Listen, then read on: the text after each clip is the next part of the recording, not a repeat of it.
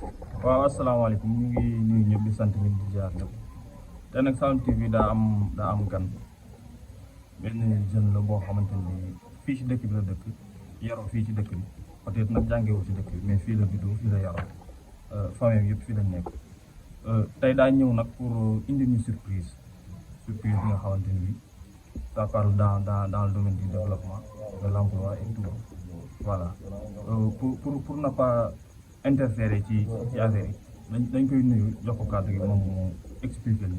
nga xamante ni moom la ñu indi. waaw Matar comme ni nga ko waxee rek ñu ngi leen di nuyu yéen ñëpp di leen ziar yéen waa Saloum TV di leen remercier ci dalal bi ngeen ñu dalal parce que bu leen neexoon itam di ngeen ko def gis ngeen ne ñu ngi am benn programme bu bees ñëw pour indil ko ñi nga xam ne mooy commune Ndiédiène bi ñu amoon occasion rek ngeen invité ñu fii pour ñu leeral moo taxoon tey nag moo waral interview bi ma leen di nuyu yéen ñëpp di leen ziar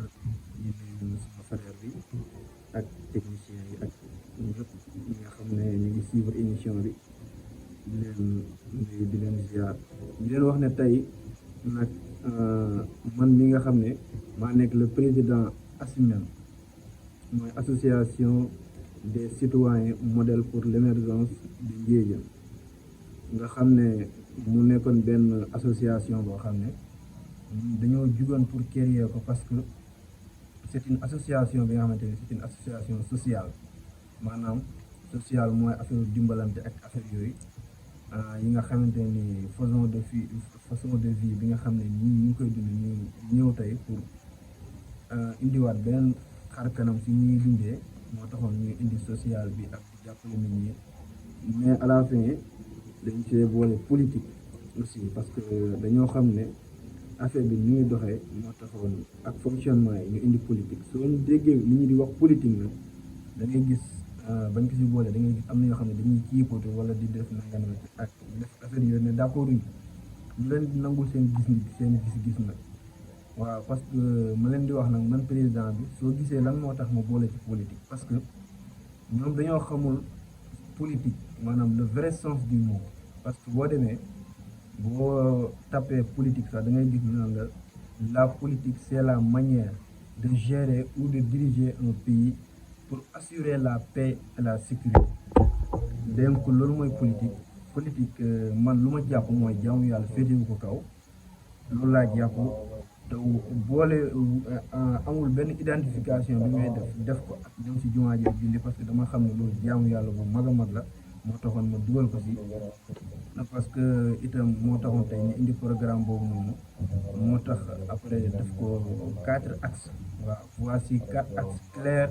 et puissants sur lesquels notre association peut s'appuyer pour bien se présenter et valoriser notre commune. ñu def ko nag 4 axes boo xamante ni dañ ko bind suñu programme parce que ñun dañoo am programme bu leer nañu boo xam ne association bi ñun ñoo tëju liggéey si bind ko waaw mu am nekk ci ay secteurs yu wuute nag ñu def ko ñeenti pàcc yoo xamante ni première pàcc bi boo demee foofu ñu ngi ko tuddee citoyen parce que moo citoyen bi dafa ñëwaat foofu indi citoyen indi éducation ba pare indiwaat civisme parce que loolu nit ñi war a xam mooy dafa am ñaar dafa am lu ñuy tuddee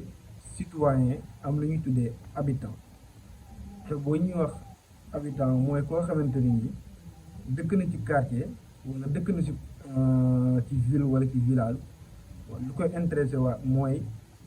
jabaram doomam ak yaayam ak yooyu loolu lan moo koy intéressé mais bu ñu waxee citoyen mooy ki nga xamante ni c'est quelqu'un qui est engagé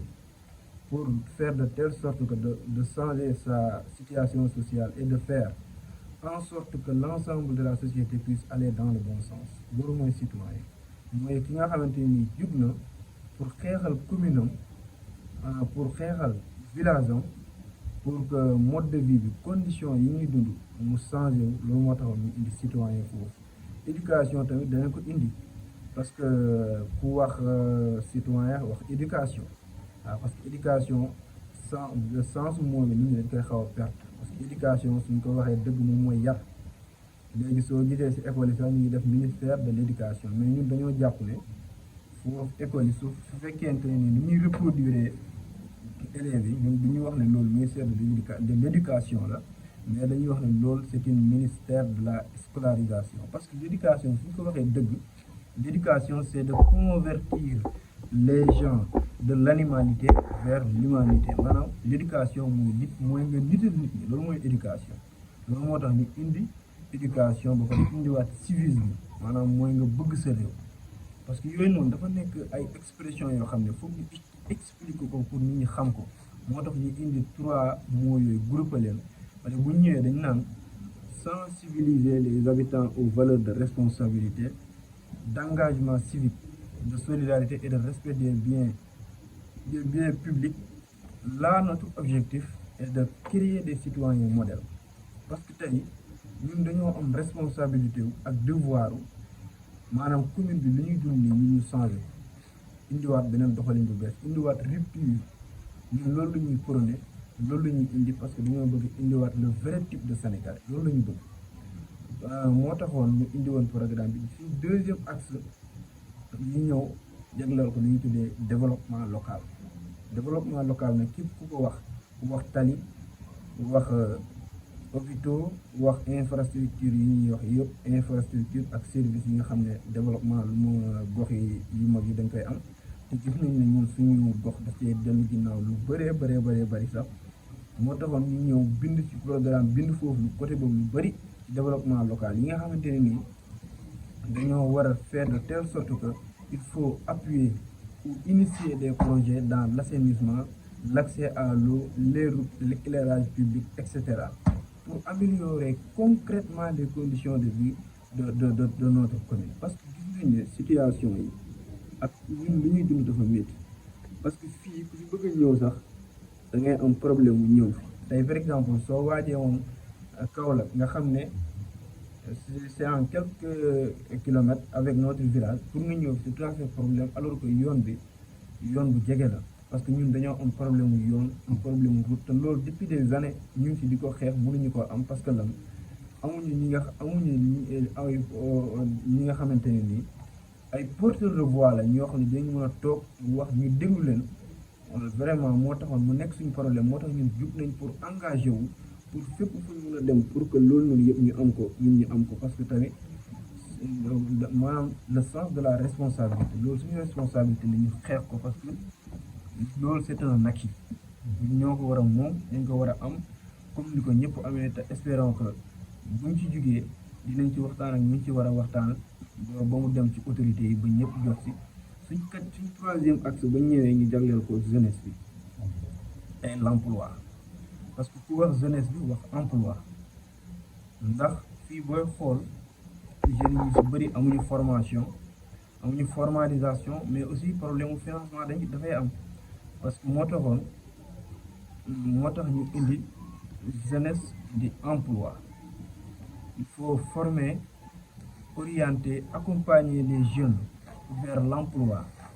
l'entrepreneuriat ou les activités génératrices de revenus parce que jeunes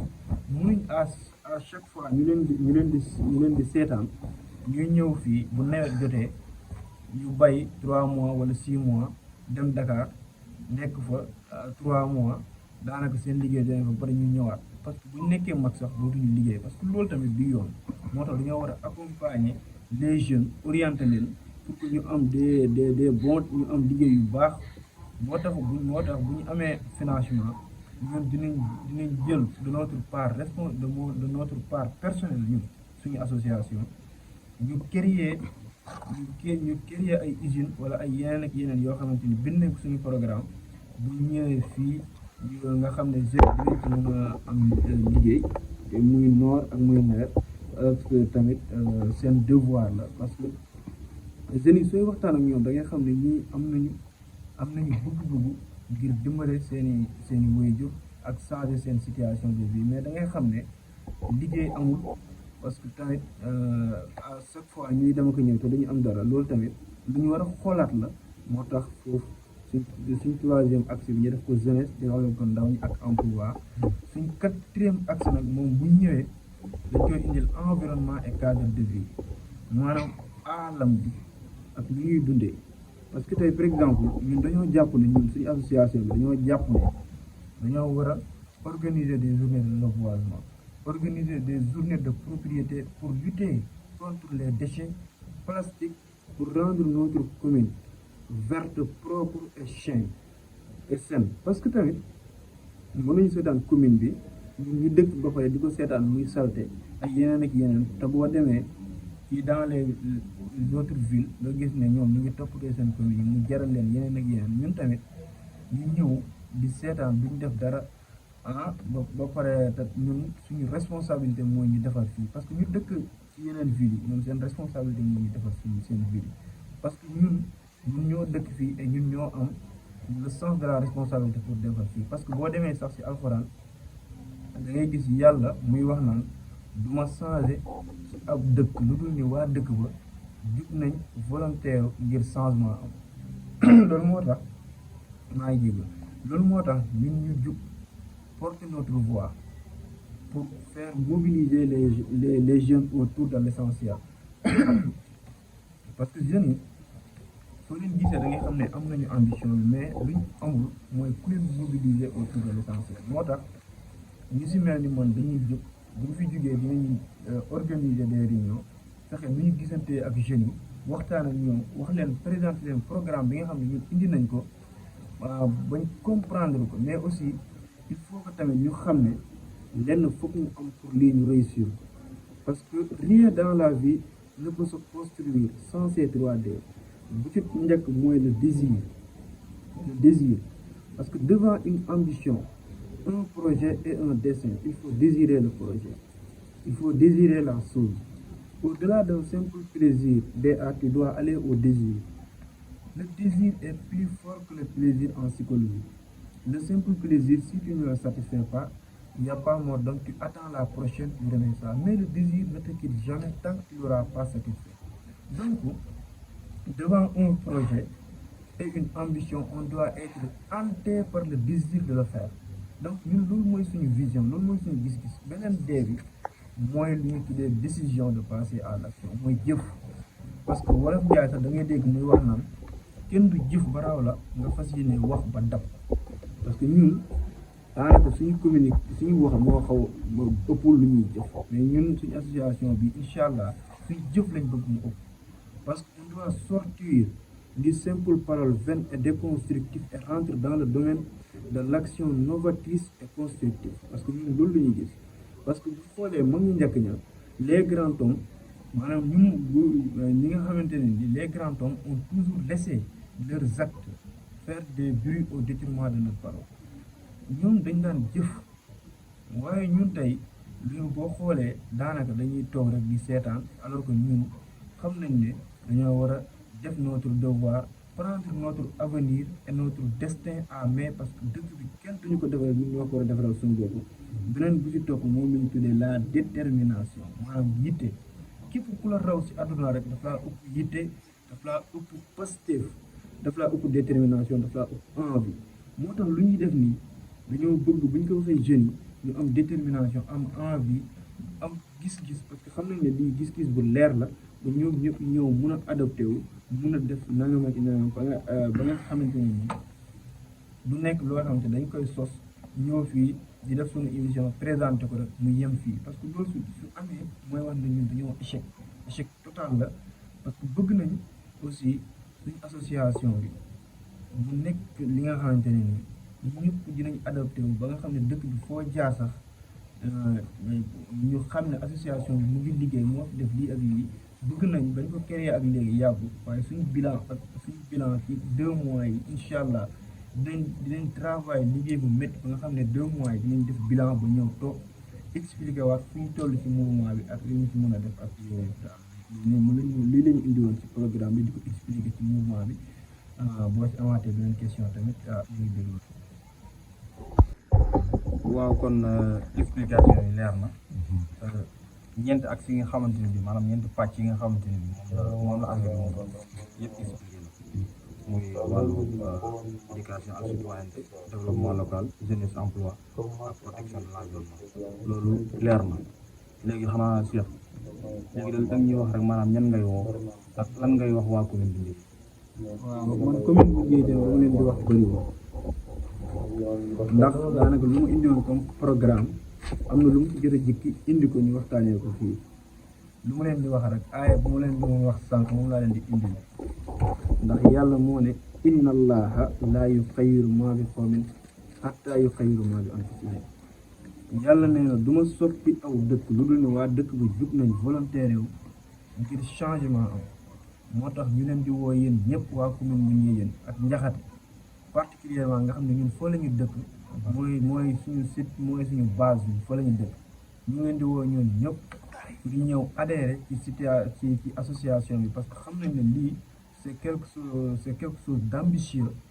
programme boo xamante ni bu baax la gis-gis bu leer la te gëm nañ ne commune bu Ndiédiène destin bi ñun ñoo koy jël à main pour changer notre situation notre mode de vie parce que quelqu'un qui est dans une dynamique entrepreneuriale dans une dynamique d'innovation dans une dynamique de révolution c'est quelqu'un qui est obnubilé par la farouche et intense détermination de changer sa situation sociale et de faire en sorte que l'ensemble de la société puisse aller dans le bon sens ñun loolu la ñu gëm parce que un leader c'est un révolutionnaire mais au sens positif du terme loolu la ñu gëm moo tax ñu leen di woo yéen ñëpp ngeen ñëw mobiliser autour de l'essentiel parce que jeunes yi képp ku leen gis xam nañu bëgg nañ lu baax bëgg nañ dara moo tax dafa am leen loo xam ne dañ ko teg jeunes yi ba pare jeunes yi ñoom ñu nam te man loolu d'accord si boo demee ci lu ñuy wax dans les instances de décision fi nga xam ne fa la ñuy jëlee dogal yi amul benn jeune bu fa nekk te loolu man du yoon pour man dama jàpp ne loolu du yoon parce que bu fekkee da nga xool régime bu bees bii nii ku ci gën a def bilan DG bu gën a def bilan 29 ans la am il s'appelle Jean-Michel Sène loolu mooy wane ne jeunes yi léegi am nañu xam-xam am nañu xarañteefu pour mun a doxal seen réew wala seen commune moo tax commune Ndiédiène bi ñoom ñëpp maa ngi leen di woo nañu ñëw adhéré ci projet bii nii parce que gis nañ ne lii maanaam c'est quelque chose bi nga xamante ni indil nañ ko mettre ko sur la table pour bëgg ñoom ñëpp ñëw adhéré mobiliser pour faire parce que jeunes yi tamit mooy di leen seetaan à chaque fois ñu leen di divertir bu làmb jotee ñoom ñëpp ñu mobiliser dem làmb bu fecc jotee ñoom ñëpp ñu mobiliser dem sabar yeneen ak yeneen te am ku leen mobiliser pour ñu taxaw faire face pour relever les défis qui sont dans leur commune te loolu problème loolu dama jàpp ne loolu problème majeur la dama jàpp ne mairie bi 2027 ab jeune moo ko war a yor parce que jeunes yi fi nekk yi fi nekk léegi ku leen gis xam ne léegi am nañu xam-xam te am nañu projet am nañu gis-gis yu leer man loolu laa jàpp moo tax ma leen di woo yéen ñëpp jeunes yëpp commune bu Ndiédiène ñoom ñëpp ñu leen di woo man loolu laa am fi leen di wax maa ngi leen sant di leen gërëm di leen remercier aussi di remercier suma journaliste yi suma frère Matar